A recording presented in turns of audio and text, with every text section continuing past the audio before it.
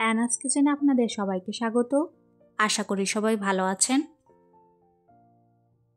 আজকে আমি বানাবো জাফরানি পোলাও। এই পোলাও বানাতে কি কি উপকরণ লাগবে চলুন দেখে নিই।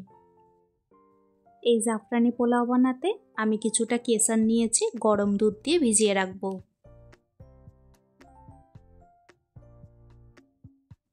500 গ্রাম চাল নিয়ে আমি আগে থেকে ভাতটা তৈরি করে নিয়েছি।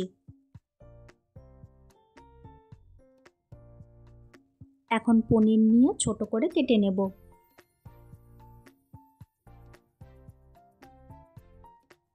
কড়াইতে 1 টেবিল স্পুন তেল ও 1 টেবিল স্পুন ঘি দিয়ে ভালো করে গরম করে নেব।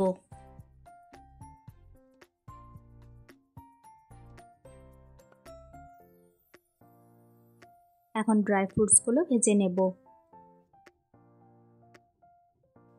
কাজু বাদামগুলো হালকা করে ভেজে নিয়ে কিশমিশ দিয়ে দিব।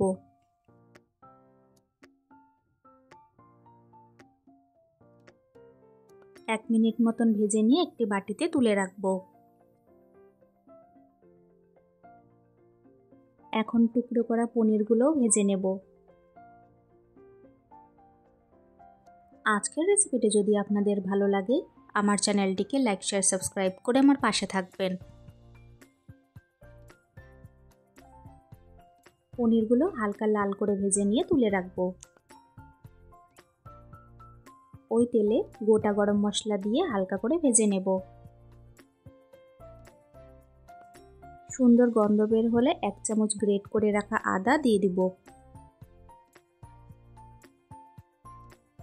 1 মিনিট মতন ভেজে নিয়ে কয়েকটি কড়াইশুঁটি দিয়ে দিলাম।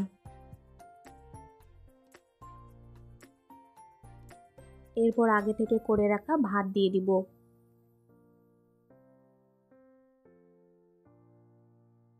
ভাত দিয়ে সবকিছু ভালো মতো মিক্স করে নেব।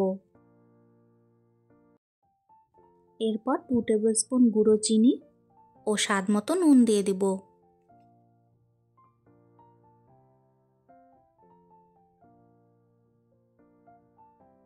নুন চিনি দিয়ে ভালো করে মিক্স করে নেব। এরপর আরও 1 টেবিল স্পুন ঘি দিয়ে দিলাম।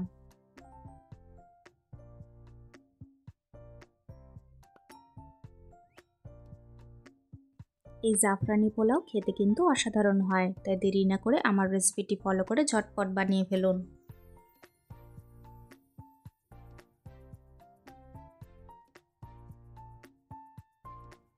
এখন দুধে ভেজানো কেশর অল্প অল্প করে সব জায়গায় দিয়ে দিব। এই সময় ভেজে রাখা ড্রাই ফ্রুটসগুলো ছড়িয়ে দেব।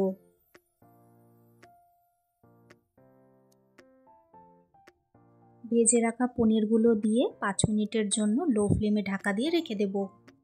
এভাবে ঢাকা দিয়ে রেখে দিলে কেশর ও ঘিয়ের ফ্লেভারটা সম্পূর্ণভাবে পোলাওতে ছড়িয়ে যাবে। ব্যাস তৈরি হয়ে গেল আমাদের আজকের রেসিপি জাফরানি পোলাও।